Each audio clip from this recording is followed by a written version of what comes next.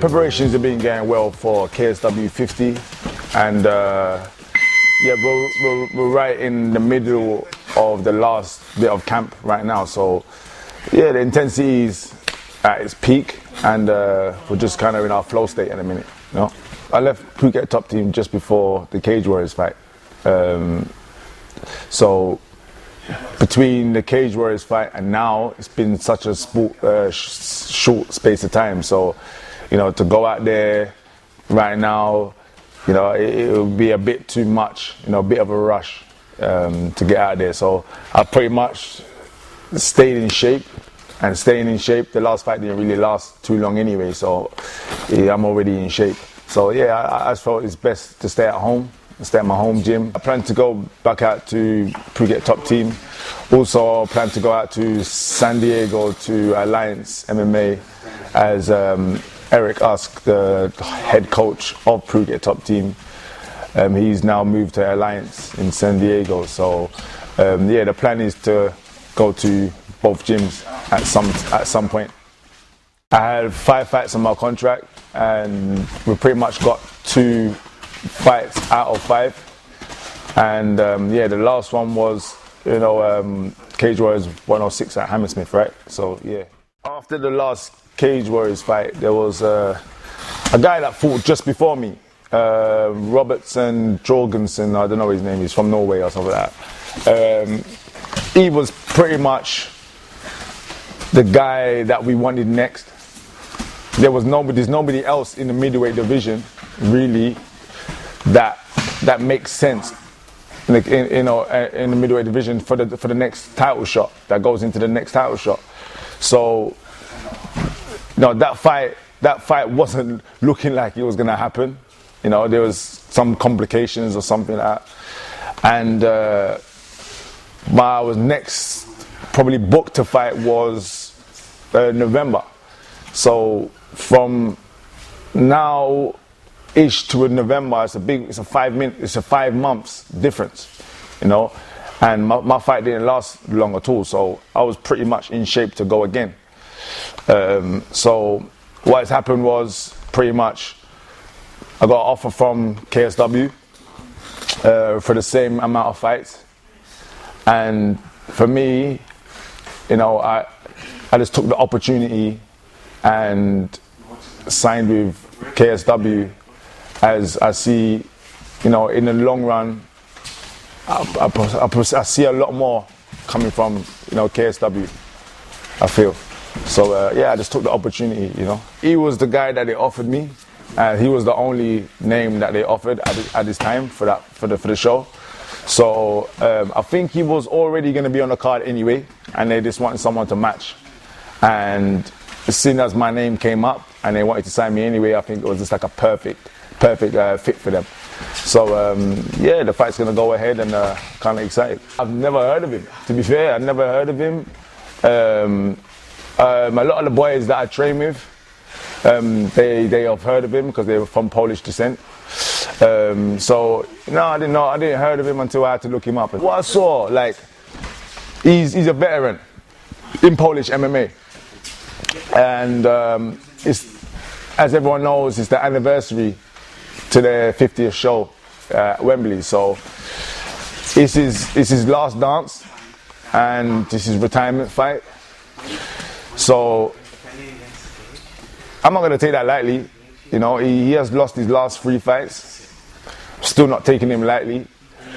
He's a veteran. He's been around for a long time. You know, he's fought a lot of tough guys, and he kind of put Polish MMA on the map. You know, from KSW 2 and KSW 3, etc. And yeah, it's his last hurrah. It's his last dance. So, you know, I've been training hard, and I know that he's gonna come out and try to finish on a high, you know, and I'm just here to spoil the party. I feel mentally, I am where I'm, like, I wanted to be. Mentally, I'm always physically in shape, always physically a specimen, always.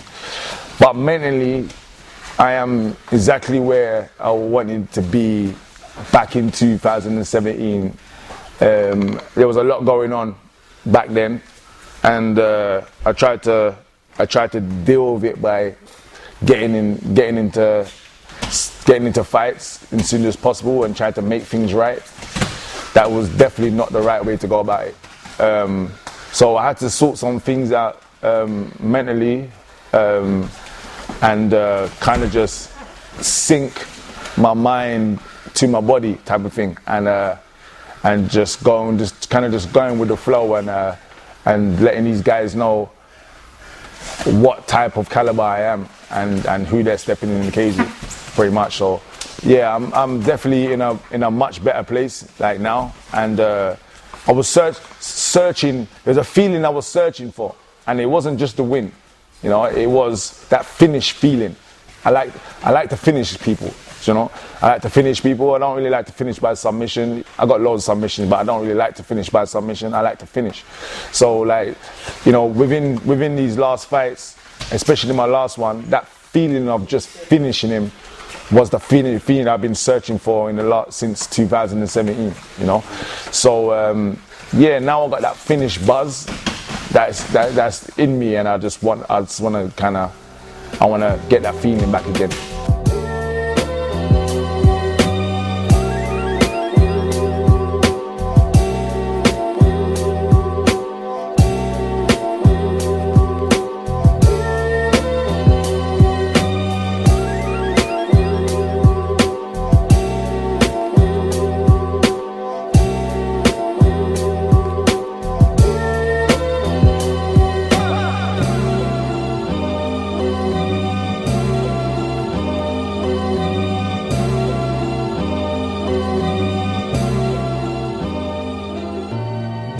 This is going back 2008, 2007s, and between 2007 and 2009, pretty much. I was young, 33 now, so we're talking, you know, 10 years ago. And you know, back then I was on a little spiral. I was getting in trouble. I found myself in places where I shouldn't have been. And then I had to learn the hard way, which I did. And while I was learning the hard way, you know, my daughter was born. And then I kind of met a friend of mine, and he's a type of friend. Back then, I never used to talk to him as much. You know, he's really quiet.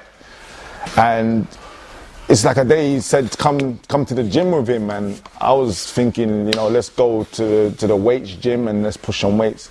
Went to a jiu-jitsu gym, and he was heavily doing jiu-jitsu, and I'll just remember guys in there smaller than me, and I was getting tapped out by, you know, even the head coach at the time.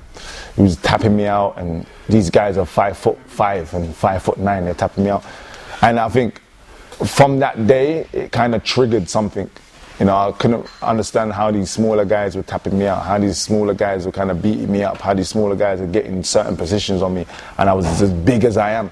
So I think from that day, it kind of triggered this feeling to kind of go back and understand how. A few guys from the gym were fighting at MMA back then.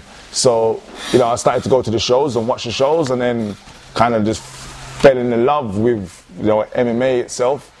And what I did love and what I did really like, what really caught my eye was a lot of the fighters from the gym. I walk into the gym and they'll be on the running machine or VersaClimber, and they'll be putting in the work by themselves. And I thought, shit, these guys are like really accountable for what they're doing. Like if they're not putting in enough work, it will show on the night. They just want to make sure they're mentally and physically ready for what they're getting into. And I thought that was a beautiful thing for some reason. I just thought that it was a beautiful thing that, you know, they're actually being accountable for what they're doing, you know. Very selfish, but very accountable, you know. Eddie Cohen's Brazilian Jiu-Jitsu Team Bloodline gym. Yeah, so I don't think they're operating anymore, but that was the first MMA gym that I joined. So you had Brad Wheeler, which he still fights in Cage Warriors now. That's about it. That's the only guy still active now. So. Shout out, Brad. After that gym, what it was is there wasn't that many full-time athletes there, you know. So I was going in the afternoon and doing jiu-jitsu, and then coming back in the evening and doing jiu-jitsu. But there was the guys that did striking wasn't there in the afternoon, so it was just purely jiu-jitsu. So my first couple of fights at MMA, you can see I didn't want to strike at all. Went in there, took the guy down, submitted him, or just finished him there and then. And so I had to evolve my game. You know, I had to evolve my game after I fought at UCMA. I don't know what it was, but I fought a guy called Ben Callum, and he ended up dropping me in the first round. And so I had to like wake up and smell the coffee, you know, like I had to, evolve my game a little bit more than just going for a takedown, etc., etc. So I moved over to London Street Fighters. At the time, you know, it was a star-studded cast at the time. Still had John Hathaway, still had all these names at the time. Paige was just starting at the time. So, yeah, I went over there just for the full-time aspect of MMA, and I wanted to be around full-time athletes, you know, and get a broader spectrum of MMA itself. So yeah, from there I moved over to London Street Fighters. Going to Haringey was like, with everyone, you pick and choose who your friends are, innit? I'm not stupid. I pick and choose who my friends are, and you know, my area is like, it's just like any other area. People going about their business, people are working, so on and so forth, you know. But Haringey is definitely back then very heavily on like crime and gangs and stuff like that. So as young as I was back then, I'm very naive, and you know, who I chose my friends. You know, we was actively involved in these sorts of things. So, you know, like I said, I had to learn the hard way. And growing up in Haringey is very small, you know, very small. And so once you start getting in trouble, you know, the local police in the area know exactly where you are, know exactly where to go, and you just become another number and another person to pick on. So, you know, yeah, but, you know, it's just like any other place, I guess, you know. But, yeah, Haringey is still a beautiful place, you know. I've got an older brother and a younger sister. We all grew up in the same house, my mum. And my dad was around, but they wasn't together. So my dad used to come and go, you know, every now and again, come and go, etc. But I had a bond, a little bit more of a stronger bond maybe with my dad, a little bit more. So I used to go with him to like his house, or maybe like his girlfriend's house or whatever. So, and times when on holidays, you know, I would go with him to Jamaica and stuff like that. So like, I think we had a little bit more of a bond then. And yeah, I've got loads of uncles and aunties and stuff that we come from a Jamaican heritage. So, you know, my granny was a solid Jamaican granny, and you know, and she was very coarse. Coarse means she's very like strict, you know. She's very strict, but a lovely woman, you know, rest her peace, you know. She's a lovely woman. So anytime I used to get in trouble, I used to get sent to my grand's house. And I never used to want to go to my grand's house because she was zero tolerance. So like, that's how I kind of grew up. You know, that's how I grew up. Like, my uncles used to have a sound system and like stuff like that. So, you know, I was kind of heavily around that type of stuff from a young age. And yeah, it was a good time. Good times. Do you think, I guess your dad not being around you, or not being in the same house, I should say? Yeah. Do you think that had any effect on the choices that you were making at that time? Nah. Well, being that young, I'm not even too sure. I don't think so. You know, I don't think I chose my friends because of I was looking for more of a male bond, or I was looking for a more older figure to look up to, because he wasn't that. All the guys were my age. So, and plus I had an older brother, so it wasn't down to that. I just made the choices for myself, you know.